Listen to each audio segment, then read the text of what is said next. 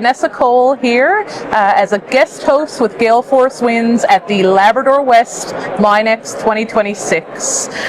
Today's thought leadership sponsor is brought to us by BEMA Construction.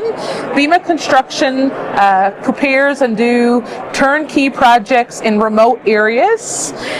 They do heavy civil, concrete, pumping, formwork, mechanical services from breaking ground to turnover. So thank you, BEMA Construction, for your sponsorship today.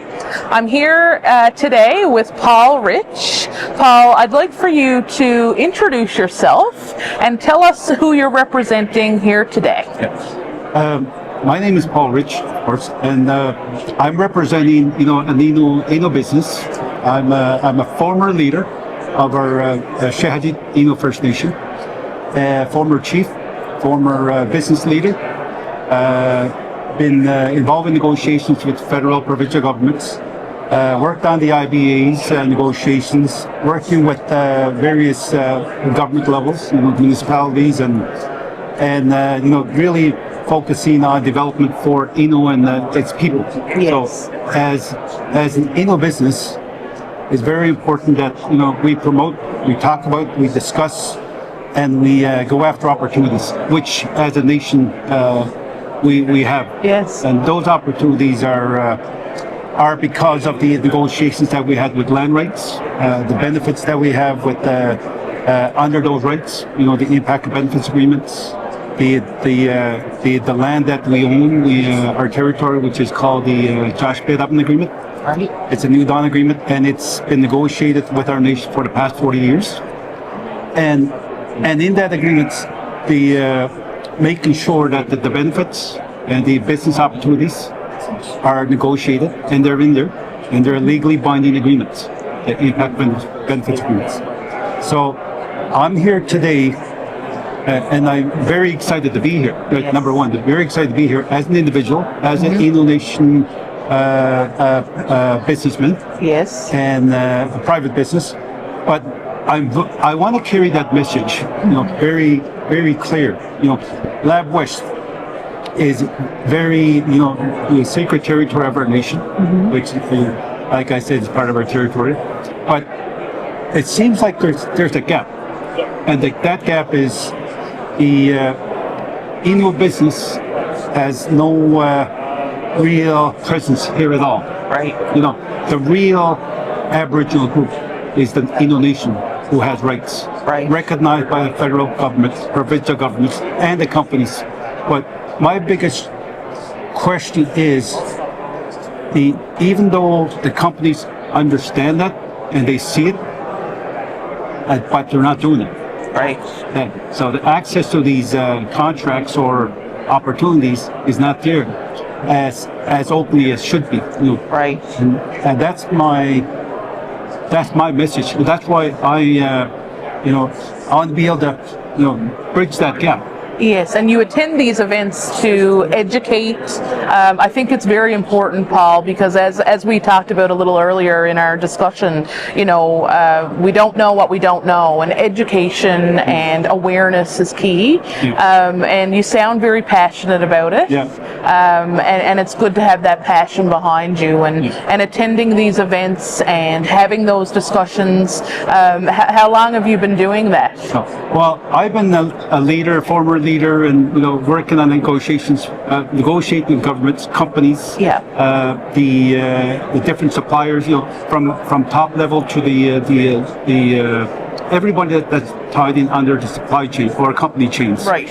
But I think the message has to be very clear to these company heads, like the CEOs and whether it's the Cora, the IOCs, the Canada Steel, the Kami mines, all these mines that's here need to really focus on what they signed on with the nation, with our nation. And those are legally binding agreements. Right. Not just a piece of paper you sign and then put on the shelf, right? And waiting for somebody to call you. It should be about communicating with our department or our nation on, here's the opportunities first opportunities. But we're looking at our people, our businesses because of the rights, and those benefits are for Ino. Yes. But we're not a group that don't want to share. Yes. We love to share. Yep. But in order to get there, then we have to have access to the different opportunities. Right. And a lot of the businesses here in Wabash or Lab City need to get that direction because they're the main suppliers of these mine sites. Yes. So that's my thinking on it. Whether people like it or not, but that's the truth. Mm-hmm. And I'm very vocal. Yep. And I understand exactly where my company or other companies should be going and being able to access these opportunities because we did not negotiate those agreements so they could sit on the shelf. Right. And we have to be fighting for these opportunities. And Paul, obviously you've been at this for many years and promoting and educating and bringing awareness. Mm-hmm. Have you seen many changes over, say, the past 5-10 years? I mean, LabWest MINEx, we've been here for several years now, attending the first event to now. Have you seen much difference in how you approach and how others approach you in that regard? Well, I think that the difference, I think there's some message getting out there. Okay. I think the media sometimes and right. out there but sometimes the media is not always the correct place to mm-hmm. Come up with solutions because mm-hmm. you can have a direct contact, direct communication, Zoom calls, or there's new technology in place. And we're very fluent in English also. I've been in there. I'm fluent in my language. Yeah. I know who I am and I know where I'm from and how we got here. But now we got a new kind of tradition, and that's the hunting that used to be then, the hunting today is different. Okay. The economy is different. Right? Yeah, it is. So it's being able to develop our young people, get them educated, get them trained, and there's funding for that. There's organizations for that. There's federal government funding, provincial government funding that understands that these projects are in Innu lands, and that other groups that are going to be the labor workforce. And I hear today that there's a big shortage of a workforce, shortage. So you can see where the picture that I have is that we need to develop today. Develop the capacity, develop the skilled workforce, and in our communities, our First Nation communities, our young people, we have huge graduates now. Before there weren't. Yes. Now we have about 30, 40 from Shehadit Natoshish. And they're very excited to be involved in being the workforce and being involved in being involved in management, being involved in the civil construction, the electricians, the carpenters, being involved in the trades, the building trades and all this stuff.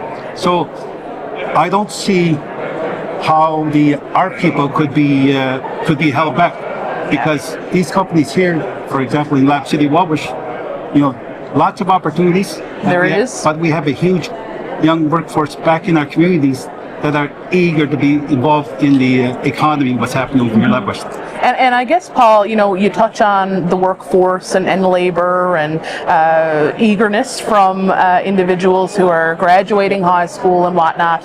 What would you tell, I guess, suppliers, companies, contractors within the LabWest area? What would you tell them they can do, or how can they, approach this untapped market? Well, I think it's important that first you realize that you don't have to get workers from outside the country. Yeah. When they're right there in our communities, right? Mm-hmm. Because our communities, we got a population of about 2,400 in Shehadit. Wow. We got about 13 to 1,400, and they're both growing in Natoshish. They're both growing every year. So excellent. It's not. You don't hear that too often. And these communities are not dying off. No, exactly. But it's us as individuals, for leaders or former leaders or business leaders, all that have that vision, that I want the best for my community. I want the best for my grandchildren, my young people that's in the communities, mm-hmm. that don't realize the opportunities unless we're the ones that create them and push for them. Yes. Yeah, and Paul, I could talk forever here. You're a great storyteller, and you are very, you tell your history and tell your story, and it's quite amazing. So I just want to say thank you.